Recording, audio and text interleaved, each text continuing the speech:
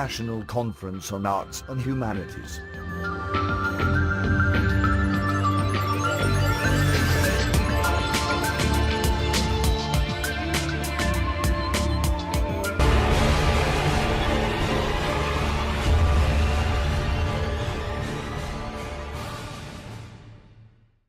Retain its community-based identity, which still has links to the solid, indispensable social foundations.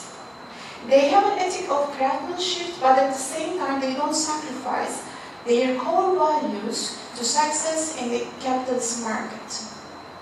However, only the future will tell us whether community bonds, religious values, and ethics of craftsmanship are strong enough to allow people to keep their identities when they actively integrate within the modern capitalist market, or whether ethical codes will be diluted by modernity's melting power.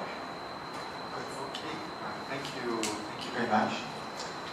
And we do have just a few minutes here for questions. I myself am struck by the harmony that in modern global world, the case of Turkey. I choose Turkey as an example because over the last 3 decades, Turkey has been experiencing a new phenomenon, the rise of a religiously conservative elite as a new economic and political power. Unpredictably, many Anatolian states have witnessed a great degree of social, economical, and cultural transformation. And in this paper, the economic development among the new economic elite will be occurred within a framework of moral and ethical codes in a religiously conservative Turkish city, Kayseri. In order to identify a new entrepreneurial profile in the city of Kayseri, the ideology of Muslim capitalists and their way of life will examine in a socio-economic context. In this context, by combining conservative values with capitalism, Kayseri will be taken as an example of the possibility to assume alternative models of modernity in Turkey. The emergence of the new religiously conservative economic elite after 1980s can be viewed as a group shifting from the periphery of the society to the center while maintaining its identity and worldwide through a rationalization and individualization process. Since 1980s, Islamic business has become one of the major actors in Turkish political life and economy. Many small states have witnessed a remarkable economic growth and have turned into the centers of Islamic investments and businesses. An examination of the distinct character and distinct social character of these Anatolian cities, such as Kayseri, can therefore help us a better understanding the factors behind economic success in these urban areas. To achieve the goals of this research, I made interviews with businessmen, which are coming from both sides, religious and secular background. I also wanted to make interview with laborers, but it was very difficult to have a connection with them. The Nepal's economic elite is following a path of modernity by directly addressing needs that have been ignored by the secularist politician and Republican project and its elites. The case of Turkey indicates that Westernization is not the only possible path to modernity. This new development, if indeed it continues, may prove to be one of the most important transformations determining the future of Turkey. Actually, the number and success of businesses that were founded by pious investors and industrialists, Kayseri is perhaps the leading city in Anatolian region. And since 1980s, Kayseri has been transformed from an ordinary, underdeveloped Anatolian town dependent on state for agricultural subsidies and industrial investments into a city which is an ambitious private sector and which is home to several Turkey's most profitable companies. What makes the city interesting is that many of Kayseri's top entrepreneurs are members of an association of religious-minded businessmen, and the story of their economic success is very different from that of the existing secular economic elite in Turkey. Kayseri demonstrates that the increase of economic power shapes the boundaries of culture and limits the rise of militant interpretation of religious belief. The distinct feature of Kayseri business's model is the sharing of common beliefs and ideals, specifically because Islam is the basic component of the moral life in towns and cities across Turkey. This contributes to the establishment of a shared understanding concerning business ethics, corporate responsibility, and commonality of interests.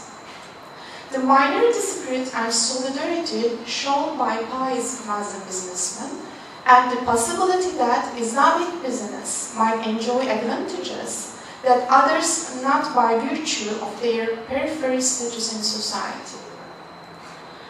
It is questionable whether there is a discrimination against religious businessmen or investments in rural regions by secularist groups, but the truth is that the internal tensions between tradition and the contemporary needs of the country have increased due to an identity crisis.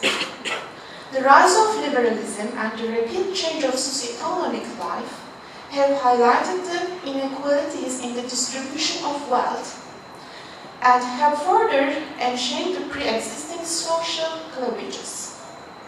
When the state doesn't help to the welfare of individuals, traditional communal ties, such as kinship and community bonds, become more important. In modern societies, traditional institutions of social security have been weakened during the liberalization policies and process, and this has resulted in the emergence of informal social networks.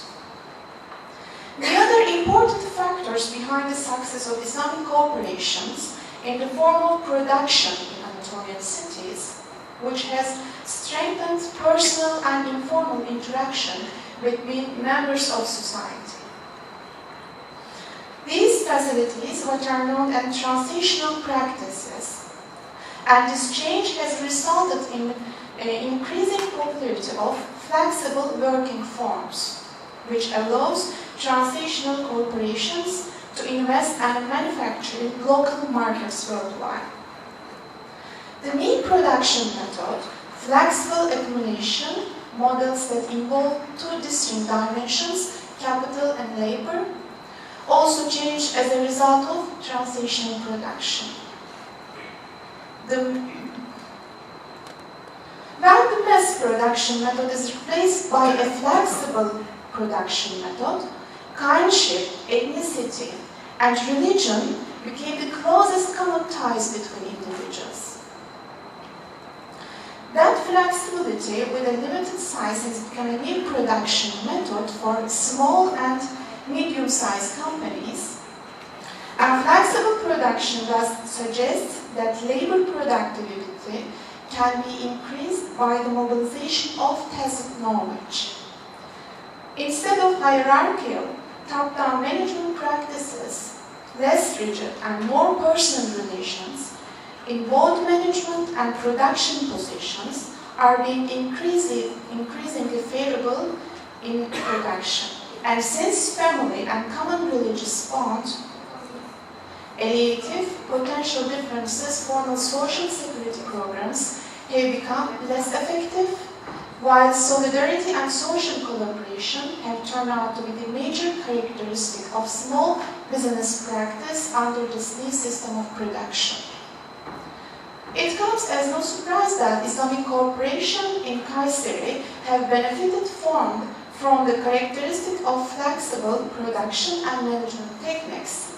This helps explain the close relationship, loyalty, and solidarity of small and medium companies in Anatolian cities. In contrast to Istanbul-based businesses, which are involved in mass factory-based production, Anatolian businesses demonstrate their Muslim identity with traditional artisans and medium entrepreneurs. In Turkish cities, despite a few giant holdings, business practices are generally centered on small and medium-scale economies. The capital and resources for investment in the regions are provided through family relationships or community networks, largely without support from the state. This renders local businesses more independent of the state ideology and policies. Collective capacity and regional networking have shaped local identity in Turkish cities. Hence, they have developed their own community spirit, methods, and strategies that are not only economic, but are entrenched in the historical social discourse of the region. It is possible to assume that if the characteristic informality of small business practices progressively became the rule, the legal provisions for social security enforced by the state might also be expected to become less important over time. The main characteristics of Anatolian small and medium business is that their owners are religiously inclined. In some cases, even a religious group or brotherhood sects, tarikats. The roots of the Islamic economic ethics at the individual and organizational levels had a significant impact on present developments in Turkish businesses. It can be explained by specific common values or the impact of minority spirit, but the truth is that the cities of Anatolia demonstrate an interesting successful form of the embedded nature of economic engaging in the global market process. These collective local forms in the cities of Anatolia make them competitive not only at the national but also at international and global levels.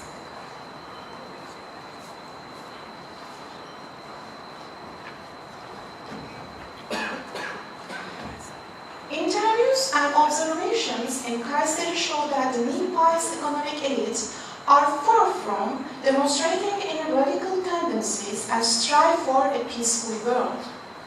Business people in Kayseri are not interested in radicalism because they are aware that in order to sell their product in Europe, in the United States, the image of a country and the image of their companies is important.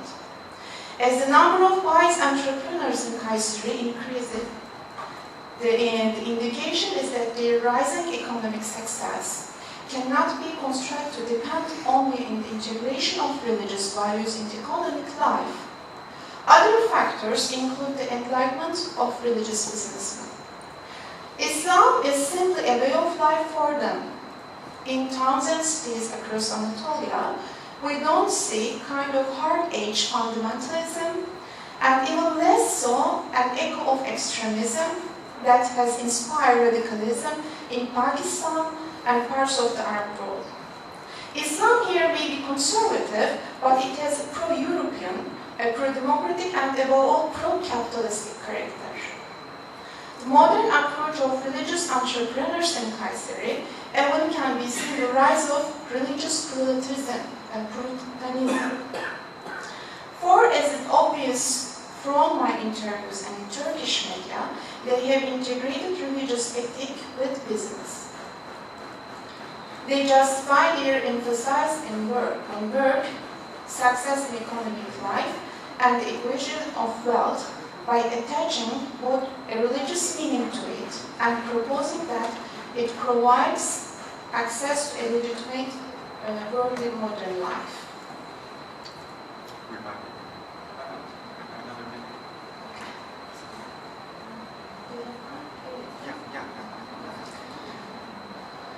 These social changes prove what sociologist Zygmunt Bauman argued. The old logic of stable identities is no longer effective. In contrast to the relative stability of the old, solid containers of class and groups, as Bauman argues, capital flow has produced a new, more flexible and fluid social condition, which is called liquid modernity, extending the liquid metaphor to characterize the melting of previously solid bonds of collective identity. He claims that liquidity leads to the instability of all social, economic, and private ties. Bauman indicates that for power to be free to flow, the world must be free of fences, barriers, fortified borders, and checkpoints. Thus, gradual economic recovery in recent years has put Muslim countries back on the road to the citadels of solid modernity. Bauman's arguments can be applied to analyze the changing dynamics in Islamic discourse in Turkey. In Kayseri case, it is no longer useful to classify these Nepalese economic elite in the dichotomies of modern, traditional, or urban rural. As can be seen from the interviews, Kayseri has witnessed an intense interaction between the modern and new requirements and traditional values, creating a new synthesis in economic life. Kayseri entrepreneurs have strong connection with the whole world in terms of trade.